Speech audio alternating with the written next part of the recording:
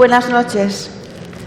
Tuve el enorme privilegio, por mi condición de periodista, de entrevistar a Nucho Ordine en el 2014 en la 2 de Televisión Española. Y hoy tengo el enorme privilegio de presentarlo aquí en la Noche de los Libros. Nucho Ordine es profesor de literatura italiana de la Universidad de Calabria, al sur de Italia. Es experto en el Renacimiento y en Giordano Bruno.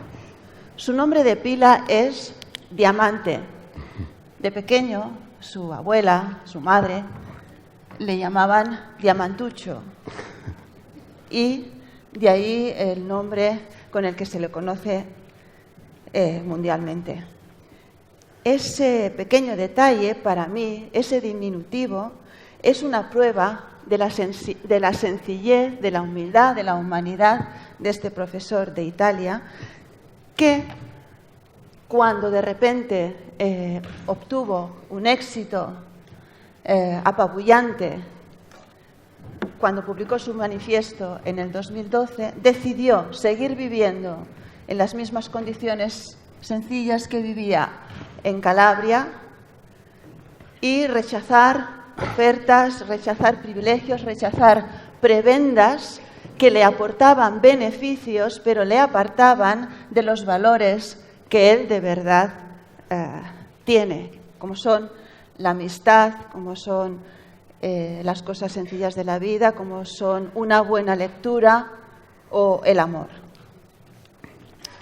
Cuando se publicó este manifiesto, salió por primera vez en Francia, en la editorial Les Belles Lettres, por la amistad y la gratitud que Nucho Ordine tiene con el editor de Les Belles Lettres.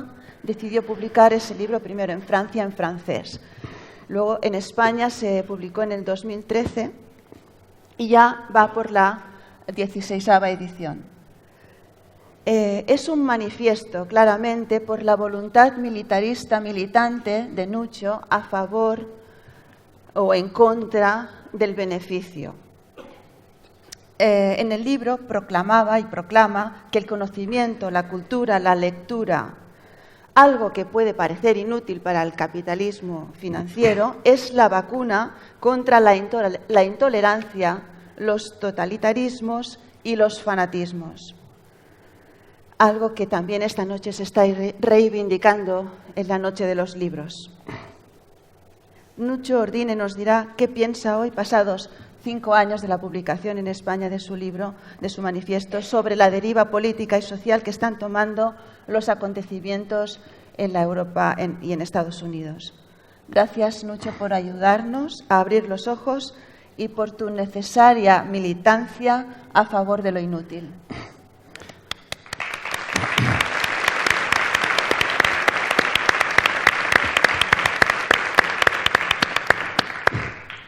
Muchas gracias, Cristina. Buenas noches. Ante todo, quisiera pedir excusas por mi pésimo español.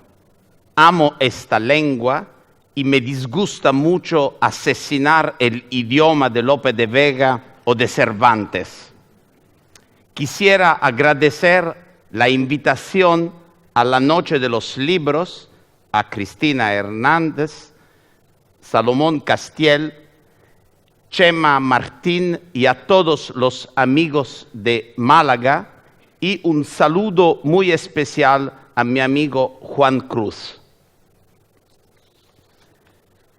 En un magnífico ensayo relado titulado La muralla y los libros, Jorge Luis Borges insiste en la estrecha relación que puede establecerse entre construir muros y quemar libros. Cita: leí días pasados que el hombre que ordenó la edificación de la casi infinita muralla china fue aquel primer emperador Shi Huangdi, que asimismo dispuso que se quemaran todos los libros anteriores a él. Que las dos vastas operaciones, procedieran de una persona y fueran de algún modo sus atributos, inexplicablemente me satisfizo y a la vez me inquietó. Releer hoy esta página nos permite entender todavía mejor lo que por desgracia está sucediendo ahora mismo en Europa y en los Estados Unidos, donde también se proyectan y edifican muros. Estos muros, tal como parece sugerir proféticamente Borges, podrían ser el signo de una humanidad inhumana que se dispone a abolir la memoria del pasado. Quemar libros, en el fondo, es una metáfora que ilustra de la manera más extrema la dramática tentativa de reducir a cenizas cualquier forma de cultura. Los muros, justificados con el pretexto de defenderse de los enemigos, se convierten sobre todo en una terrible prisión para quien los construye. Y una terrible prisión sería un mundo sin libros y sin cultura, un mundo limitado al restringido perímetro de la propia ignorancia y del propio egoísmo.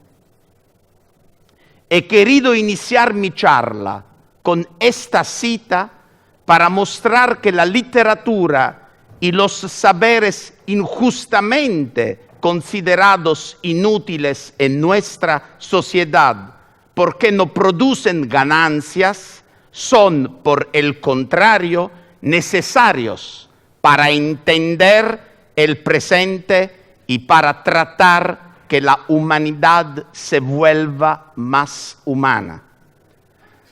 Partamos de la escuela, de la universidad y más en general del sistema de enseñanza. Cada año empiezo la lección inaugural de mi asignatura con una pregunta provocativa dirigida a los estudiantes de primer curso. ¿Qué habéis venido a hacer a la universidad? ¿Con qué objetivo vais a asistir las clases? Los estudiantes, sorprendidos por un interrogatorio tan inusual, responden que se han matriculado en la universidad para conseguir un título. Yo creo, por el contrario, que el deber de la escuela y de la universidad es más bien el de hacer entender a nuestros estudiantes que no deben ir al instituto ni asistir a la universidad para obtener un título. El instituto y la universidad son oportunidades que la sociedad nos ofrece para que intentemos ser mejores.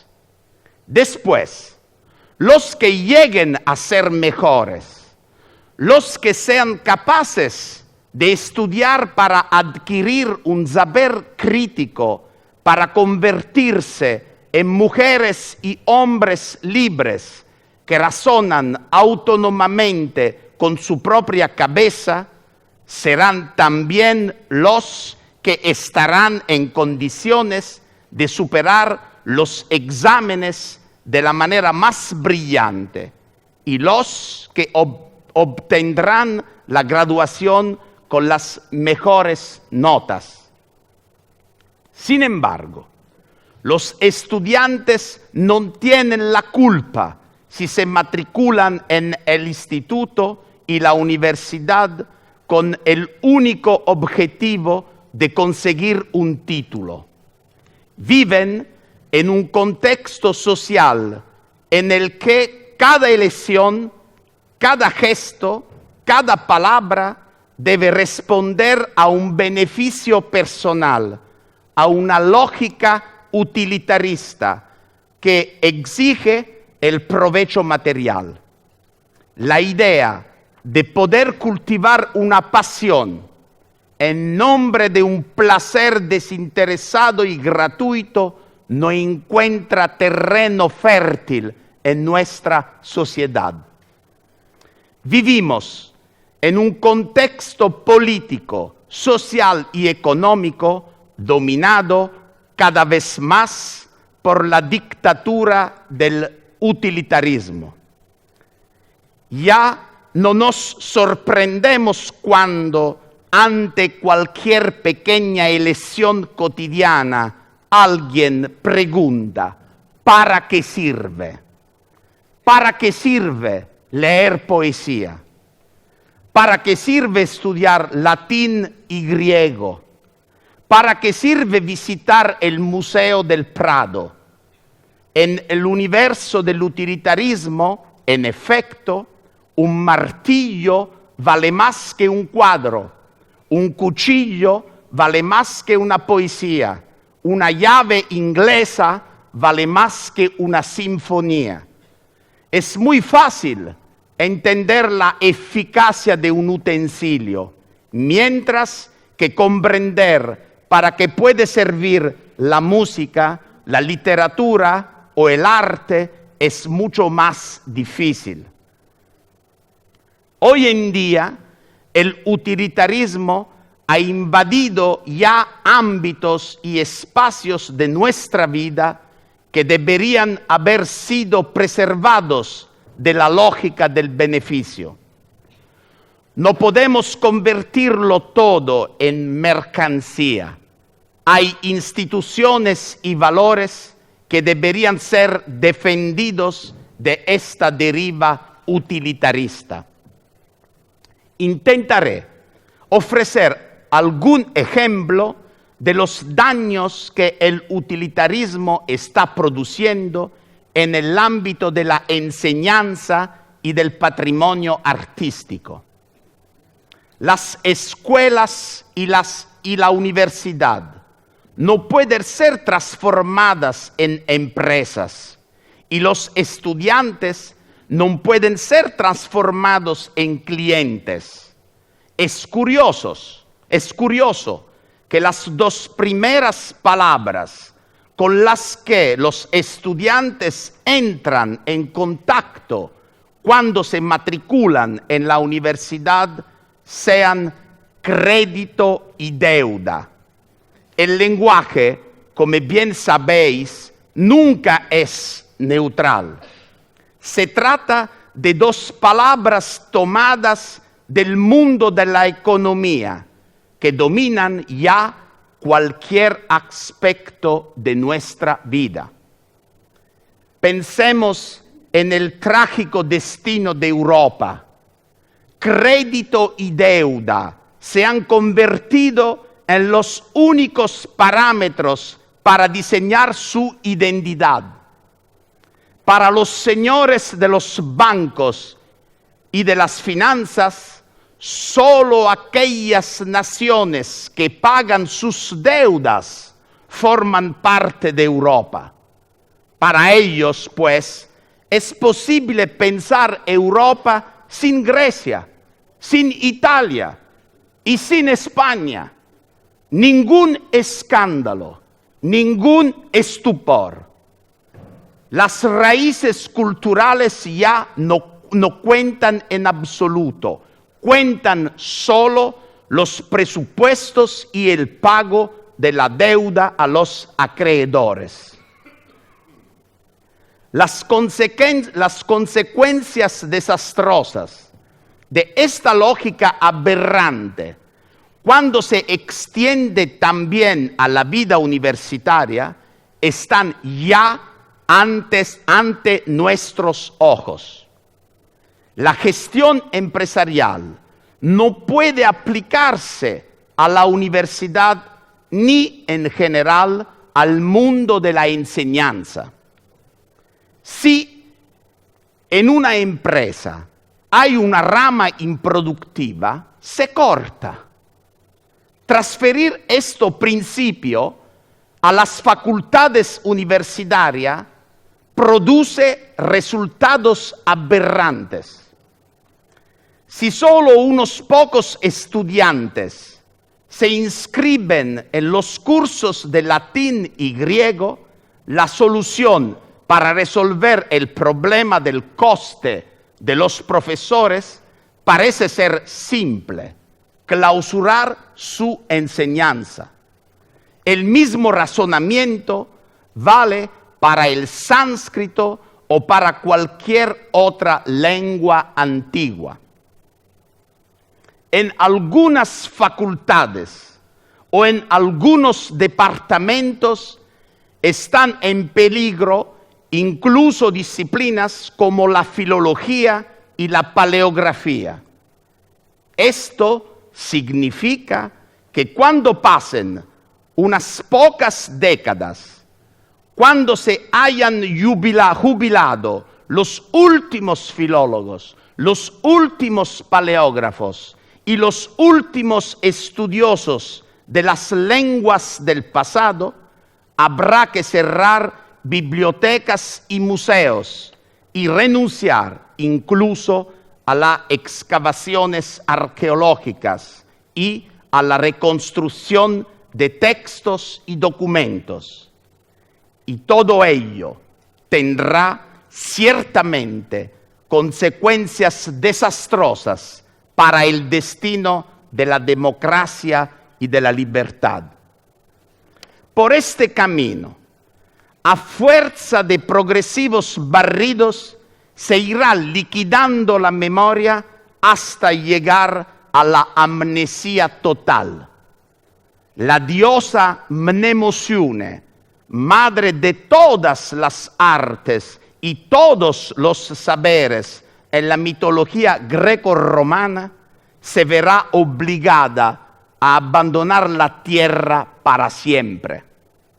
Y con ella, por desgracia, desaparecerá de entre los seres humanos todo deseo de interrogar el pasado para comprender el presente e imaginar el futuro. Tendremos una humanidad desmemoriada que perderá por entero el sentido de la propia identidad y de la propia historia.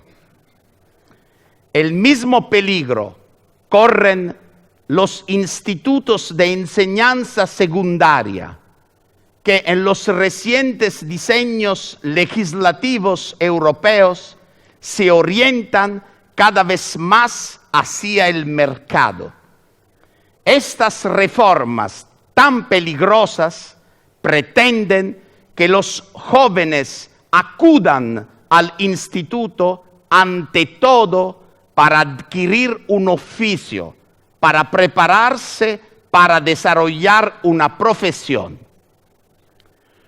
Todos los años leo a mis alumnos una estupenda poesía de Costantino Cavafis para que comprendan que la meta, el retorno a Ítaca, importa menos que el viaje que debemos realizar para alcanzarla.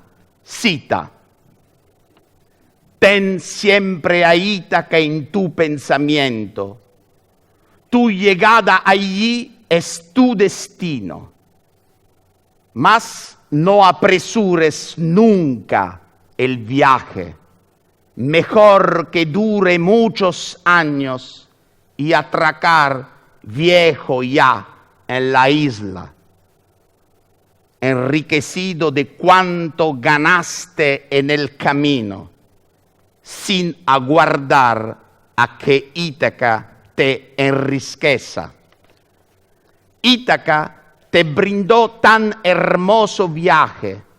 Sin ella no habrías emprendido el camino, pero no tiene ya nada que darte.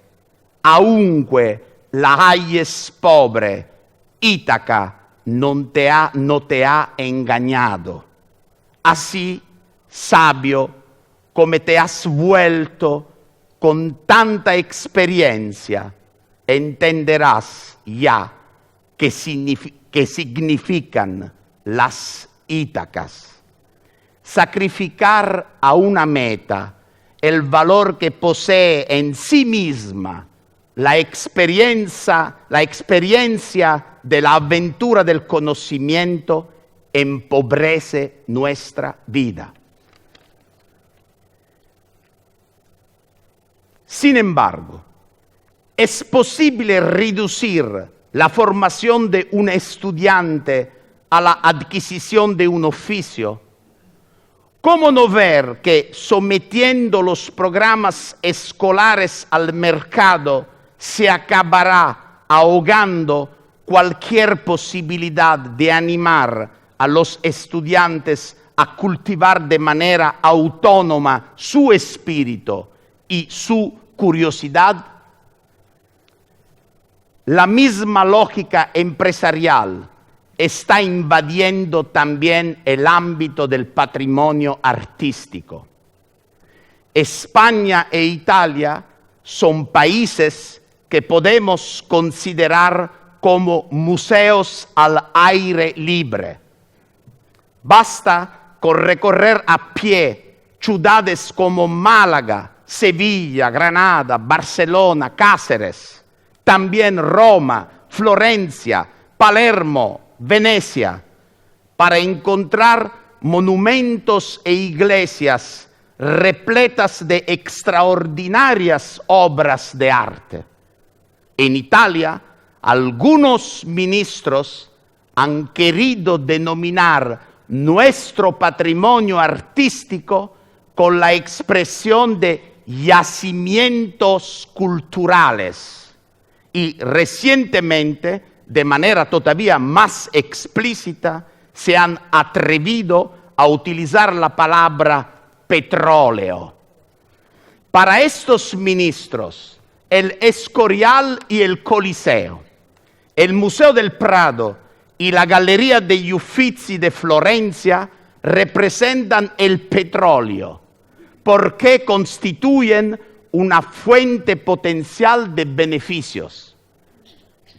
Monumentos y obras de arte son, pues, valorados según su rentabilidad económica y no sobre la base de su importancia cultural.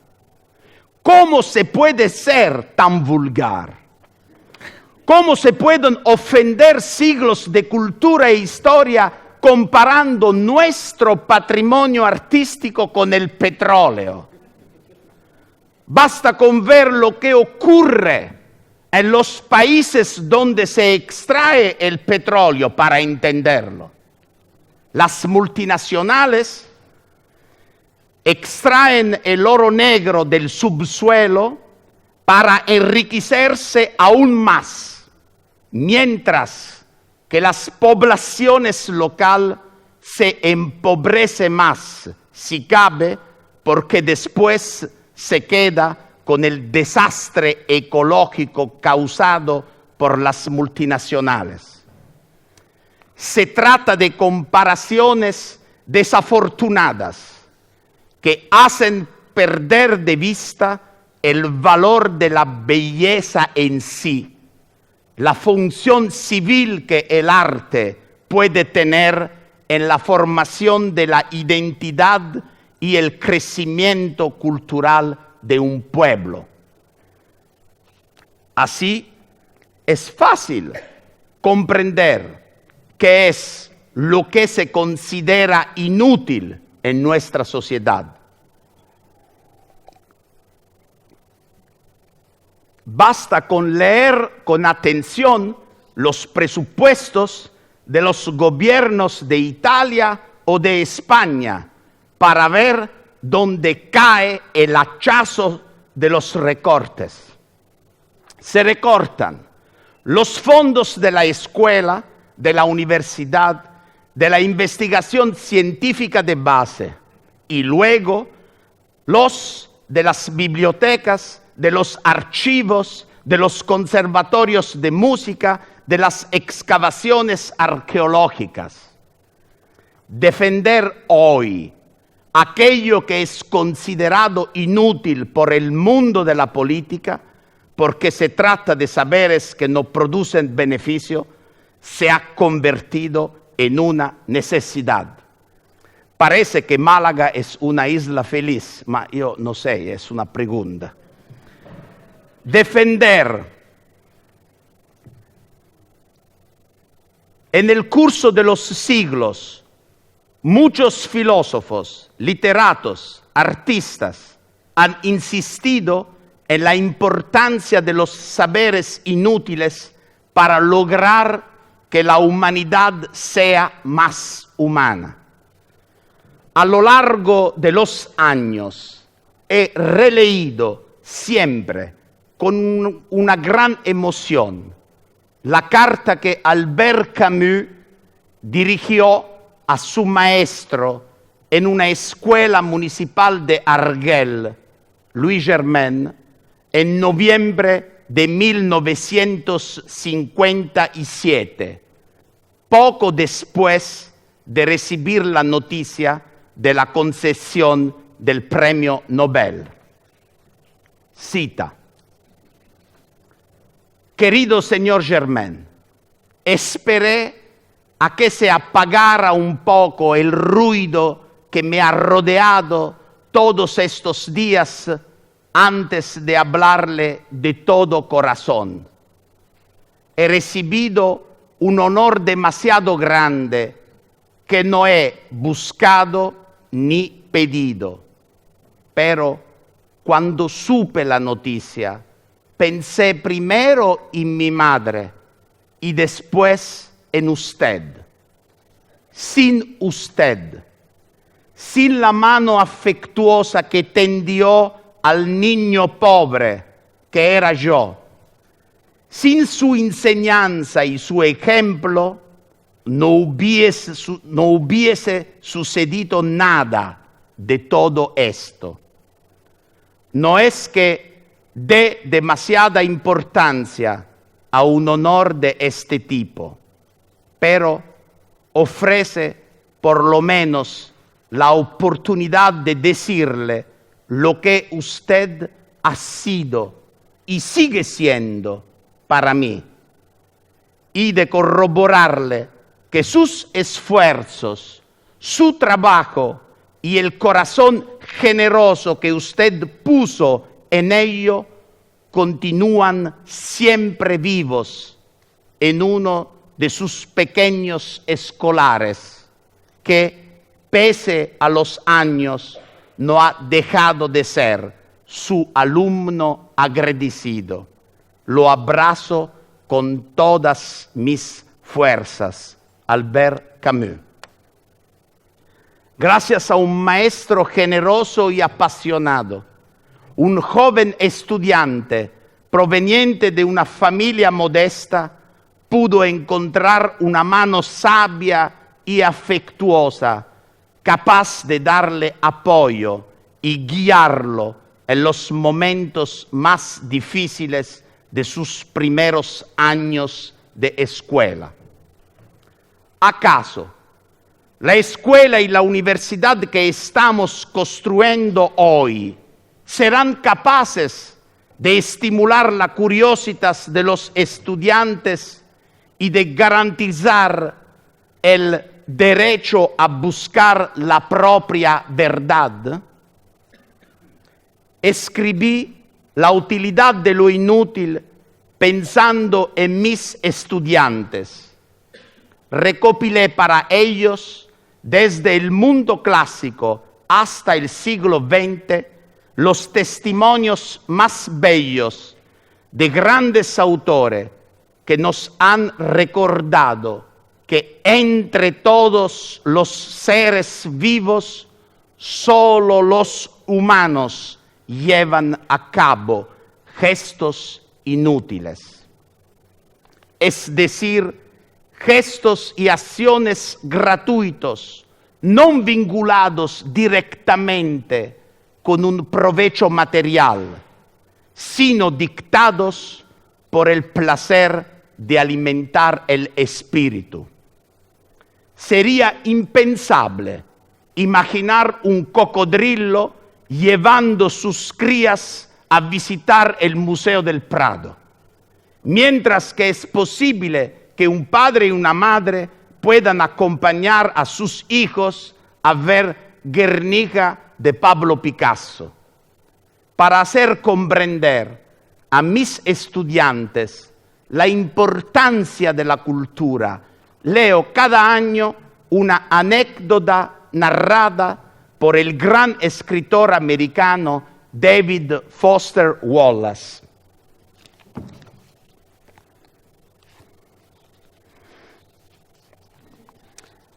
Había una vez 2 peces jóvenes que iban nadando y se encontraron por casualidad con un pez más viejo que nadaba en dirección contraria. El pez más viejo los saludó con la cabeza y les dijo: «Buenos días, chicos, ¿cómo está el agua?». Los 2 peces jóvenes siguieron nadando un trecho. Por fin, uno de ellos miró al otro y le dijo: «¿Qué demonios es el agua?». El mismo autor, David Foster Wallace, nos brinda la clave de lectura de su relato. Cita: «El sentido inmediato de la historia de los peces no es más que el hecho de que las realidades más obvias, ubicuas e importantes son a menudo las que más cuesta ver y las más difíciles de explicar». Permítaseme detenerme un momento en una novela que ha hecho soñar a varias generaciones de lectores. Pienso en 100 años de soledad de Gabriel García Márquez. Quizás sea posible reencontrar en la lúcida locura de Aureliano Buendía la fecunda inutilidad de la literatura. Encerrado en su taller secreto, el coronel revolucionario fabrica peces de oro a cambio de monedas de oro que después se funden para producir de nuevo otros peces. Es un círculo vicioso que no escapa a las críticas de Úrsula, a la mirada afectuosa de la madre que se preocupa por el futuro del hijo. Cita: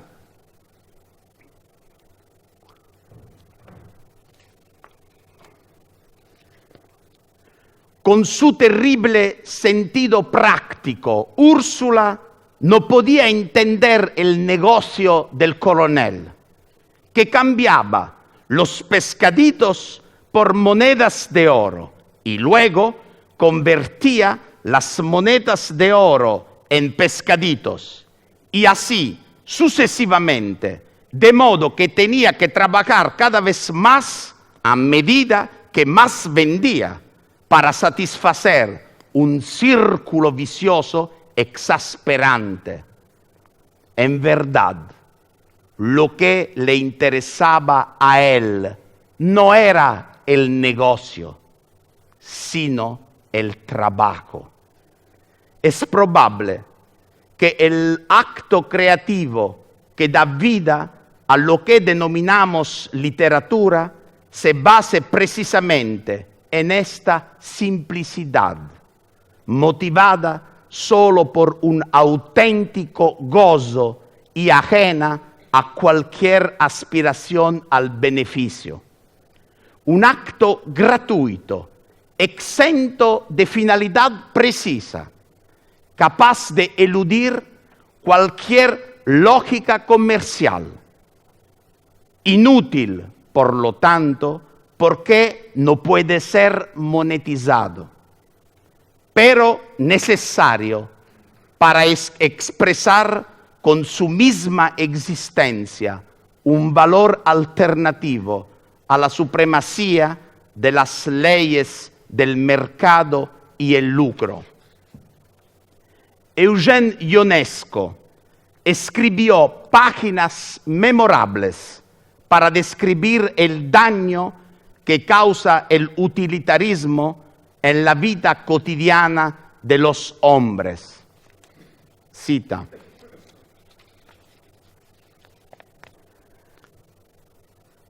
mirad las personas que corren afanosas por las calles. No miran ni a derecha ni a izquierda, con gesto preocupado, los ojos fijos en el suelo como los perros. Se lanzan hacia adelante sin mirar ante sí, pues recorren maquinalmente el trayecto conocido de antemano. En todas las grandes ciudades del mundo es lo mismo. El hombre moderno, universal, es el hombre apurado, no tiene tiempo, es prisionero de la necesidad, no comprende que algo puede no ser útil, no comprende tampoco que en el fondo lo útil puede ser un peso inútil, agobiante. Si no se comprende la utilidad de lo inútil, la inutilidad de lo útil, no se comprende el arte. Y un país en donde no se comprende el arte es un país de esclavos o de robots, un país de gente desdichada, de gente que no ríe ni sonríe, un país sin espíritu, donde no hay humorismo, donde no hay risa, hay cólera y odio. El hombre moderno, que ya no tiene tiempo para detenerse en las cosas inútiles, está condenado a convertirse en una máquina sin alma. Prisionero de la necesidad, ya no está en condiciones de entender que lo útil puede transformarse en un peso inútil, agobiante, y que si no se comprende la utilidad de lo inútil, no se comprende el arte. ¿Por qué no podemos acallar las mentiras que cuentan los gobiernos cuando nos repiten diariamente que no hay dinero para financiar la educación, la cultura, la investigación de base? No nos enfrentamos a una crisis económica, nos enfrentamos sobre todo a una crisis moral. En Italia, aunque creo que lo mismo puede ser válido para España, Grecia y otros países europeos, la Corte dei Conti, el tribunal que se ocupa de los temas fiscales y del gasto público, nos dice que despilfarramos 60.000 millones de euros al año en corrupción. Basta con leer los periódicos para ver estallar las noticias de los escándalos en torno a las grandes infraestructuras, a las ricas comisiones derivadas de la construcción de líneas férreas y carreteras. La misma Corte dei Conti italiana nos dice que nuestro país pierde 160.000 millones al año debido a la evasión fiscal. Sumando los miles de millones perdidos en la corrupción y los perdidos en la evasión fiscal, llegamos a los 220.000 millones al año robados al Estado. Si tuviéramos un país formado por gente que paga sus impuestos y que no se deja corromper, tendríamos una economía potentísima, capaz de financiar todos aquellos saberes y actividades considerados inútiles. Invertir en la enseñanza y en la cultura significa educar a los jóvenes en el amor por el bien común, en el respeto a la justicia, en la solidaridad humana, en la tolerancia, en el rechazo a la corrupción, en la democracia, con el objetivo evidente de mejorar no solo el crecimiento cultural del país, sino también el crecimiento económico.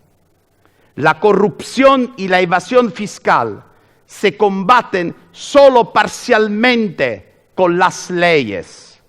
La corrupción y la evasión se combaten sobre todo con una buena escuela y con una buena universidad, con la formación de estudiantes y ciudadanos capaces de amar el bien común y de oponerse a la lógica del beneficio que ha desencadenado un egoísmo asfixiante. A pesar de esta visión pesimista, sigo pensando que la cultura puede ser un antídoto contra la lógica dominante del utilitarismo, una forma de resistencia contra la dictadura del beneficio. Y lo creo al menos por 3 razones. La primera, porque con el dinero se puede comprar todo, excepto el conocimiento. Desde los parlamentarios hasta los juicios, desde el poder hasta el éxito, todo tiene un precio, pero no el conocimiento. El precio que debe pagarse por saber es de una naturaleza muy distinta. Ni siquiera un cheque en blanco permite adquirir mecánicamente lo que solo puede ser fruto de un esfuerzo individual y de una inagotable pasión. Nadie, en definitiva, puede realizar en nuestro lugar el fatigoso recorrido que nos permitirá aprender.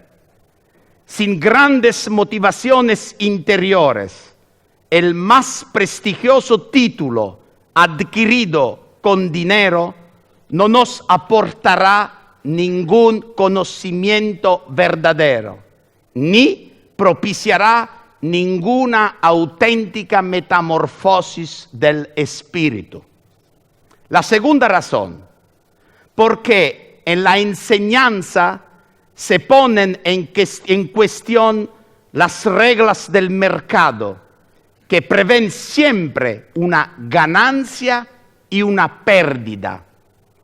Si compro un reloj, quien me lo vende recibe mi dinero y pierde el reloj, mientras que yo pierdo mi dinero y recibo un reloj. Solo el saber puede desafiar una vez más las leyes del mercado. Yo puedo compartir con los otros mis conocimientos sin empobrecerme. Puedo enseñar a un alumno la teoría de la relatividad o leer junto a él una página de Cervantes, dando vida al milagro de un proceso virtuoso en el que se enriquece al mismo tiempo quién da y quién recibe. La tercera razón, bellísima, la proporciona el gran dramaturgo irlandés George Bernard Shaw. Imaginemos que dos estudiantes de la Universidad de Málaga salen de casa llevando cada uno con una manzana. Luego se encuentran en un aula y se intercambian las manzanas. Cada uno volverá a su casa con una manzana. Cambiamos la perspectiva.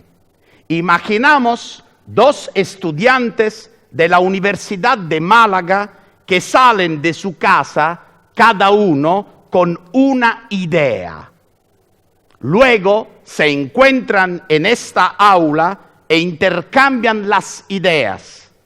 ¿Con cuántas ideas volverán a su casa? Con 2 ideas, porque la cultura no empobrece nunca. La cultura siempre enriquece en un círculo virtuoso a todos sus protagonistas. Quisiera concluir esta charla con la lectura de un fragmento de un apasionado discurso que Victor Hugo pronunció en la Asamblea Constituente francesa. Se remonta al 10 de noviembre de 1848, pero parece formulado ayer. Frente a la propuesta de los ministros de recortar la financiación de la cultura, el novelista muestra de manera muy persuasiva que se trata de una opción perjudicial y del todo ineficaz. Cuando las crisis atenazan a una nación, se vuelve más necesario que nunca duplicar los fondos destinados a los saberes y a la educación de los jóvenes para evitar que la sociedad caiga en el abismo de la ignorancia. Cita. Pero, si quiero ardiente y apasionadamente, el pan del obrero, el pan del trabajador, que es un hermano, quiero además del pan de la vida, el pan del pensamiento, que es también el pan de la vida. Quiero multiplicar el pan del espíritu como el pan del cuerpo. Habría que multiplicar las escuelas, las cátedras, las bibliotecas, los museos, los teatros, las librerías.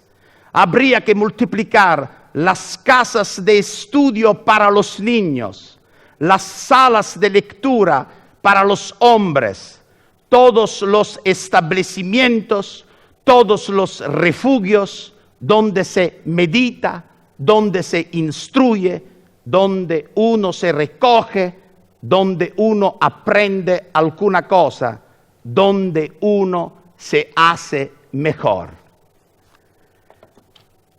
Así pues, ¿qué podemos hacer para intentar frenar esta degradación? No tengo una solución preparada.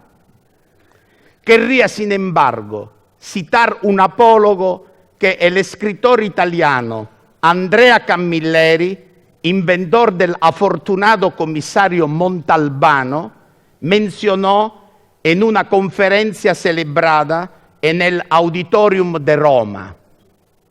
En una selva se produce un terrible incendio y todos los animales huyen de las llamas para ponerse a salvo. Entre ellos también corre el león, el rey de la selva. Y mientras se aleja velozmente, ve un colibrí que en sentido contrario al resto de animales, se dirige hacia la selva en llamas. ¿Qué haces, loco? ¿No ves que se está quemando todo?, le grita el león. Y el colibrí le responde: claro, tengo una gota de rocío en el pecho y la llevo para intentar apagar el fuego. Cada uno de nosotros debería, igual que el valiente colibrí, ser un ejemplo y llevar nuestra gota de rocío para intentar apagar el incendio del utilitarismo. Muchas gracias.